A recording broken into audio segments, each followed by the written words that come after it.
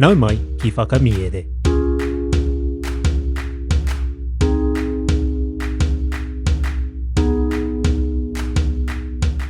Nau mai ki whakamiere. Welcome to Whakamiere, our podcast where we share our Māori translations of stories. Today's Paki Poto is Ngā Ipu e Toru by Aesop. There are two kupu hou in our kōrero. The first is kaiponu, which refers to a miser or a hoarder, somebody who holds on to things. Anei te tauira. Kua ti weka weka te whare o te kaiponu rā. The hoarder's house is messy. The second kupu is moto moto, and it means punch up, or to strike with a fist. He whawhai I puta I te kēmu futu pōro, nā wai ka moto moto. There was a fight at the rugby match, and it turned into a punch up. Kia are mai o taringa, listen out for these kupu in the kōrero. Kia hānea hoki te noho, whakarongo mai e hoa mā. Ngā ipu e toru, nā Aesop. Nō tētahi kaiponu e whakakao ana puta noa I tōna ao katoa, ka hua ake ko tētahi rahinga koura nui, te raua atu ai e hia ki ngā ipu e toru te tanumia ai.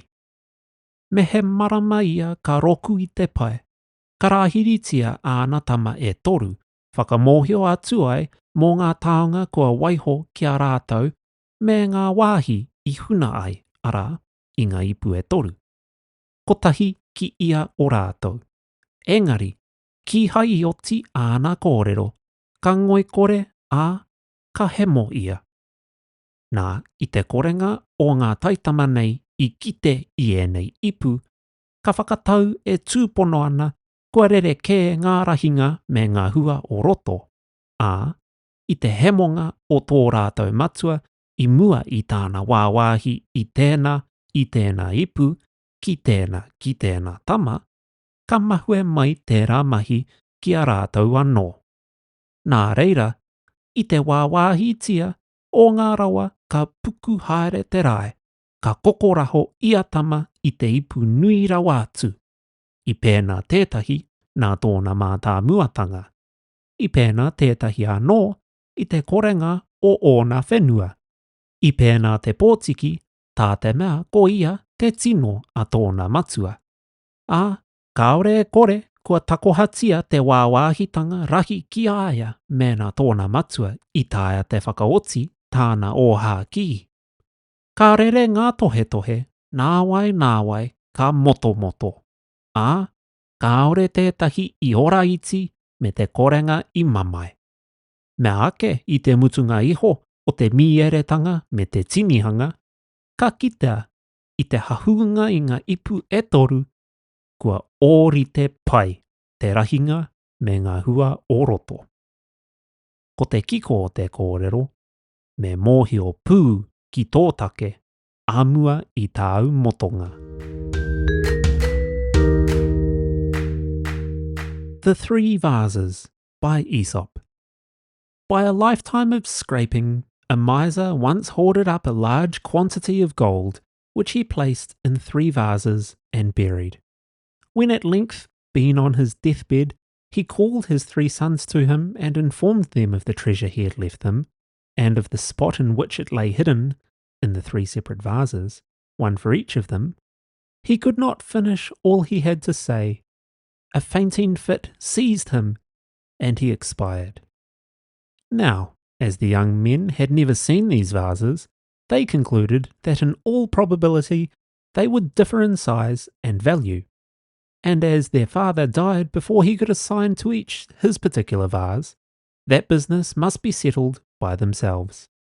Thus, on the division of their wealth, they entered into a warm dispute, each laying claim to the largest vase, one because he was the eldest, the second son because he had no property and lands to support him, and the youngest because he was the favourite of his father, and therefore was sure that the largest share would have been bequeathed to him had his dying parent been able to finish his last speech.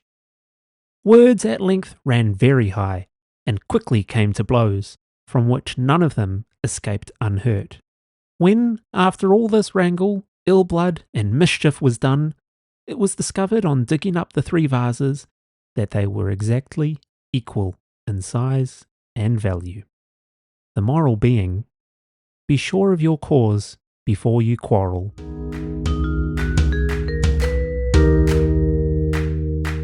Tēnā rawa atu koe I tae whakarongo mai. Thank you so much for listening to Whakamiere.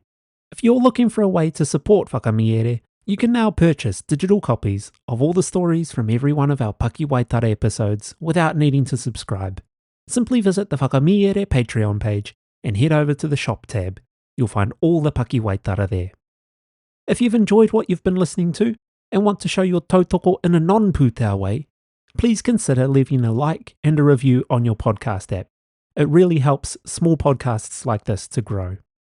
A big mihi goes out to our Patreon supporters without whom this podcast could not be ad-free. If you have friends in whānau who would like our kaupapa, please share it with them as well. If you're interested in the Patreon subscriptions, head on over to patreon.com/whakamiere to learn all about them. They start at just $6. You can also follow us on Instagram. If you'd like to get in touch with us about the podcast, you can email whakamiere@gmail.com. Ko Taurapa, e mihi nui ana, hei a kua nei e hoa mā.